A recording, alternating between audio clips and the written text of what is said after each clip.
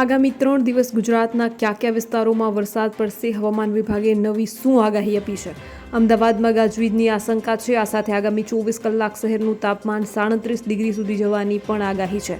તો આગામી 3 દિવસ કયા કયા વિસ્તારોમાં વરસાદ પડશે, હવે તેની ખાસ વાત કરીએ તો વિડીયોને જરૂરથી એન્ડ સુધી નિહાળશો.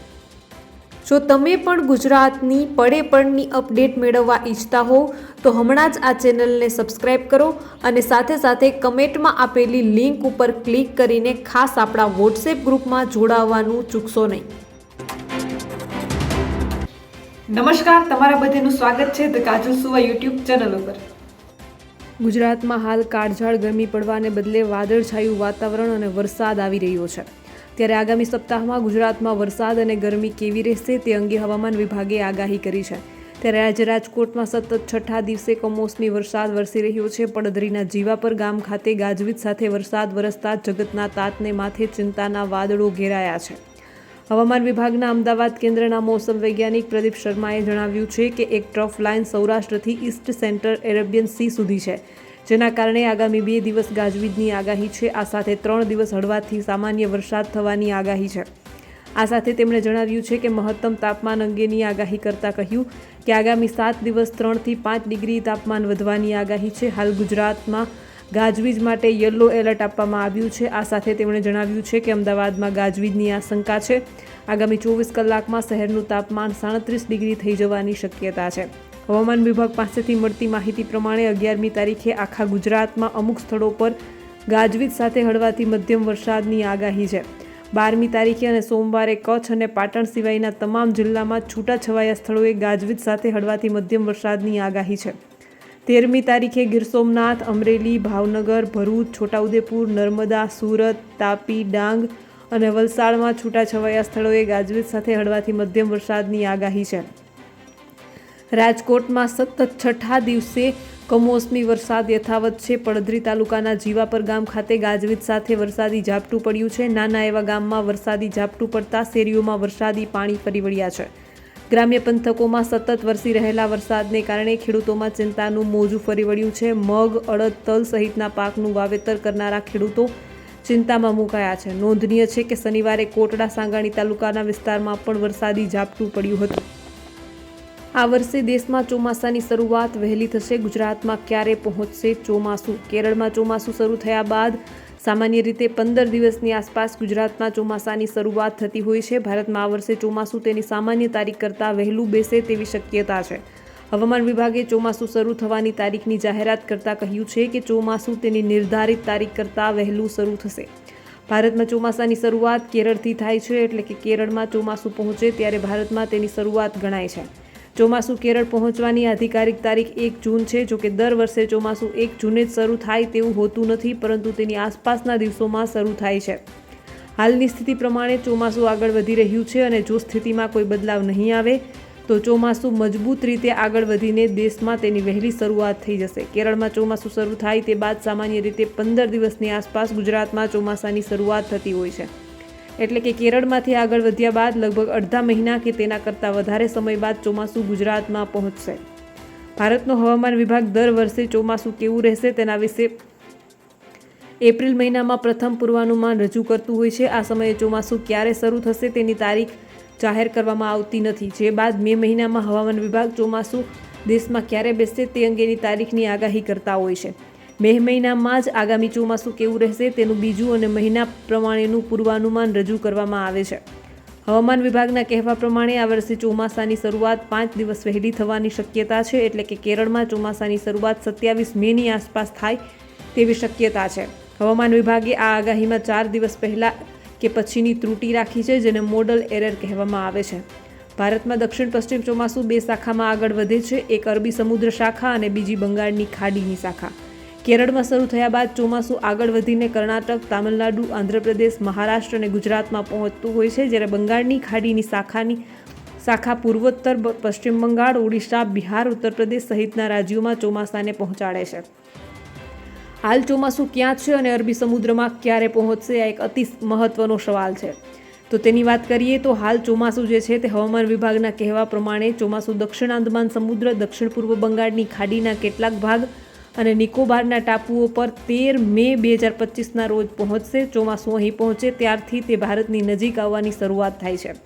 13 મે બાદના 4 થી 5 દિવસ સુધીમાં ચોમાસું આગળ વધીને અરબી સમુદ્રના કેટલાક ભાગ, માલદીવ્સ અને કોમોરિયન વિસ્તાર, દક્ષિણ બંગાળની ખાડીના કેટલાક વિસ્તારો, આંદમાન અને નિકોબારના તમામ વિસ્તારો અને મધ્ય બંગાળની ખાડી સુધી પહોંચે તેવી શક્યતા છે. ચોમાસું હાલ મજબૂત રીતે આગળ વધી રહ્યું છે અને જો હાલની સ્થિતિમાં કોઈ ફેરફાર ન થાય તો અરબી સમુદ્રના કેટલાક ભાગોમાં 20 મે પહેલાં ચોમાસું પહોંચી જાય તેવી શક્યતા છે.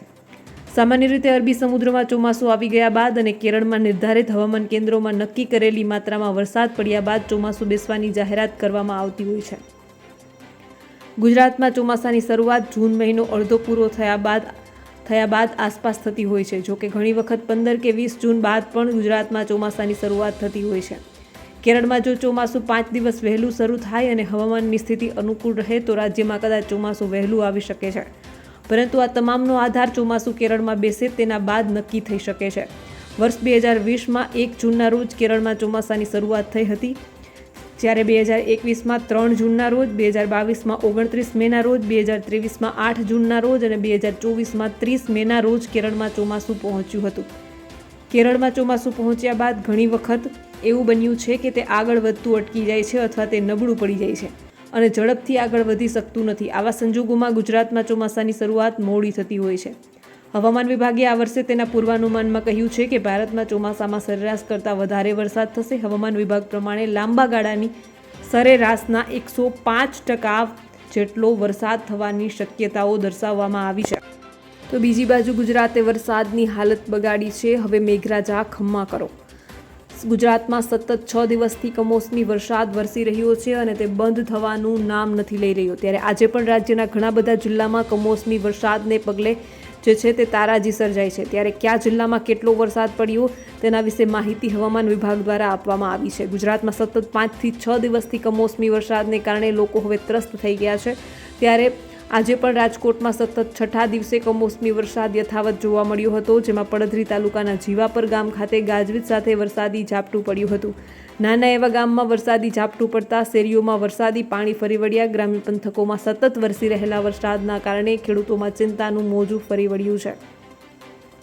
કચ્છમાં પણ આજે ભારે પવન સાથે વરસાદ પડ્યો હતો, જેમાં મુન્દ્રા પોર્ટ પર પવનના કારણે મહાકાય કન્ટેનર જમીનદોસ્ત થયું હતું. કન્ટેનર ઉડીને સીધું નીચે પડતા ટ્રેલરની કેબિનને ભારે નુકસાન થયું હતું.